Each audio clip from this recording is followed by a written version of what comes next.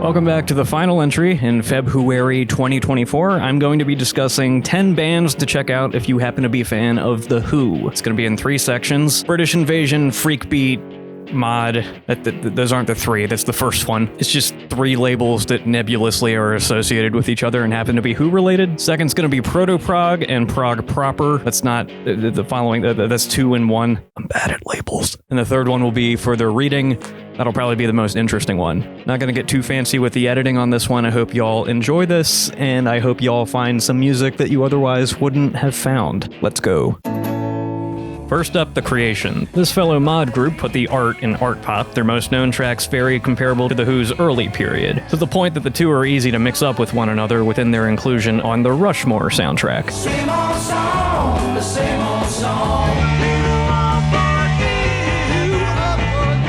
Their answer to maximum R&B of live Who shows included spontaneous splatter paintings and the earliest known experimentations of a violin bow on electric guitars. Yep, pre-Zepp. Go scope out Action Painting, a pretty full chronicle of their relatively small body of work with all their essential hits, plus some odd remixes and alternate cuts. They're a really cool band that deserved more of an initial following than they got. Number 2, Small Faces, another mod group, this one featuring the first replacement drummer for Keith Moon, Kenny Jones. They've put out a handful of surprisingly lean records that ran the usual gamut of harder edge soul and mid-60s psychedelia, a touch more dance-hallier in their rhythm and more reliant on piano and organ than many of their peers. Plus, in keeping with our boys' knack for concept albums, perhaps the most known work of theirs is Ogden's Nut Gone Flake, where they included something of a mini-opera called Happiness Stan on side 2 of the disc. The opening title track was famously used in the trailer for Grand Theft Auto 5.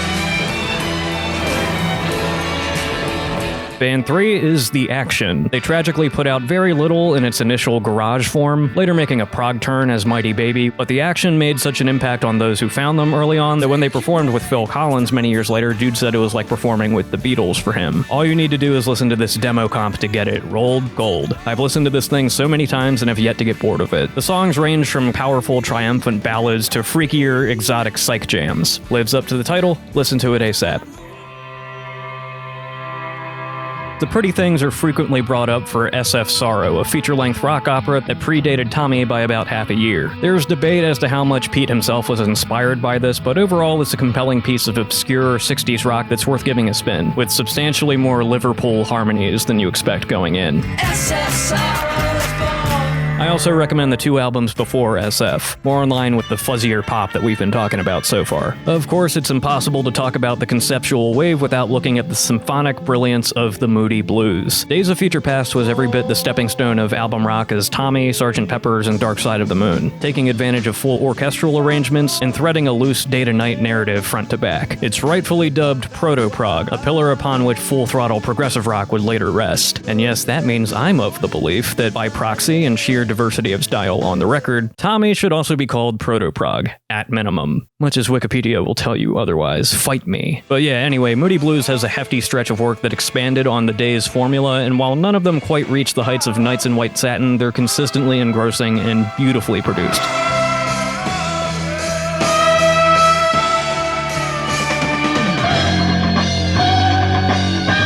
Yes, seed, blind man's greed, poets falling, children bleed.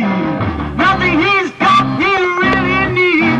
21st century schizoid man. Hail to the king. This is the proggiest I'll get on this list, I swear, that being capital P. Proggers! Dean of rock critics Robert Christgau notoriously loathes a ton of prog, and while I can't excuse his sass or his beans on that front, I can at least thank his review for In the Court of the Crimson King for confirming that Pete Townsend and Arthur Brown like this record. Actually, upon rereading, I'm pretty sure he's saying that Pete also likes The Crazy World of Arthur Brown, which Christgau did not like. I mean, look at this shit.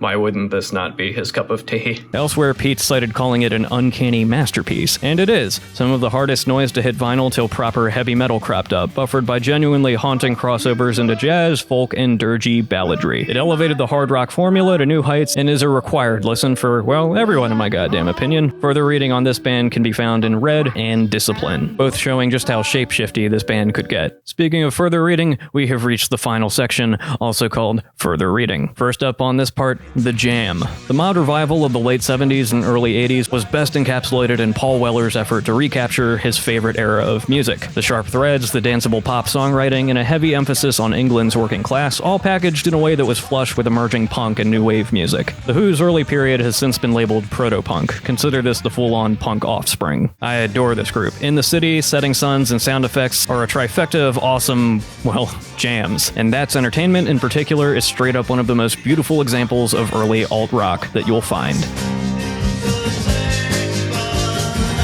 Beat bands, mod pop, and other offshoots of the British invasion paint a broad picture of garage rock that The Who epitomized in the UK. Across the Atlantic, though, there was a sister strain of loud fuzz, and both of these movements can be sampled in compilations like the Nuggets and Pebbles series. But I'll distill the Yank side of things with the Sonics, one of the supreme garage granddaddies who nonetheless remain pretty underappreciated. Their work in the 60s have influenced dozens of groups throughout the latter 20th century. Their song The Witch predicted a lot of gothic, spooky surf rock in the psychobilly scene, and Strychnine kicks so much ass to this day that it was used in one of the best scenes in the movie Hardcore Henry.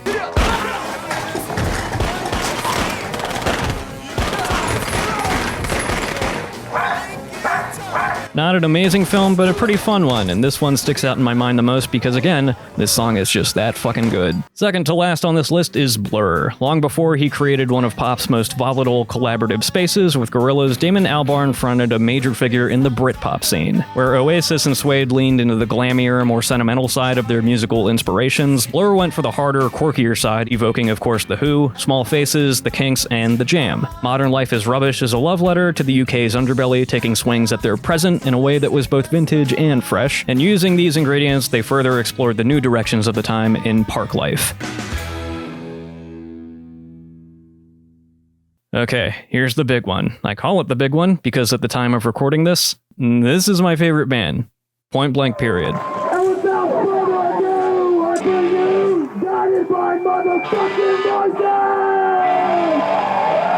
It being my favorite band not only has to do with its reverence to my favorite classic rock band, hell, their most acclaimed record was How It Sounds If You Say Pete Townsend with Your Tongue Sticking Out, and bandleader Bob Pollard's repeatedly gone on record saying Who's Next was his favorite album of all time, but the project is so melodically versed in all modes of rock music that it's got something for everybody laced throughout every major release, of which there are too many, like objectively, but that's a different topic for a different video.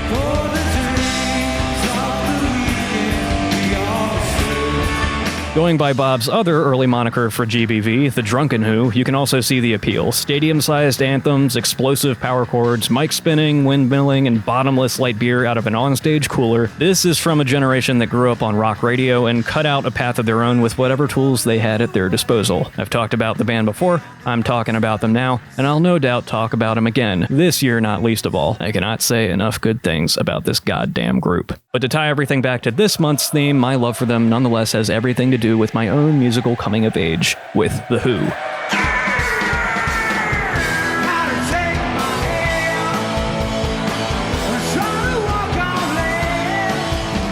Thus concludes FebWHOary 2024. Started this series impulsively. Pretty proud of myself for getting through it in February and only February. Hope y'all enjoyed this mini-series as much as I enjoyed producing it. Love this band. Love music overall, really. I guess there's only one thing left to do.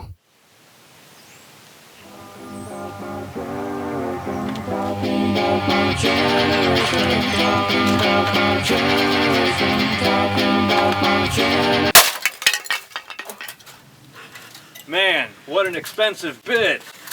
I wasted a perfectly good Epiphone on that Bic. Can you guys believe it? FebWHOary. Don't laugh, I'm serious. I'm a legitimate critic. This is my art. She's fine.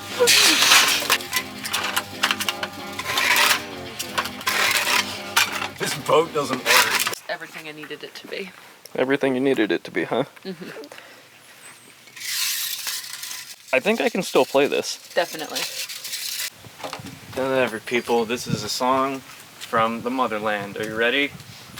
Are you ready? Yeah. Okay.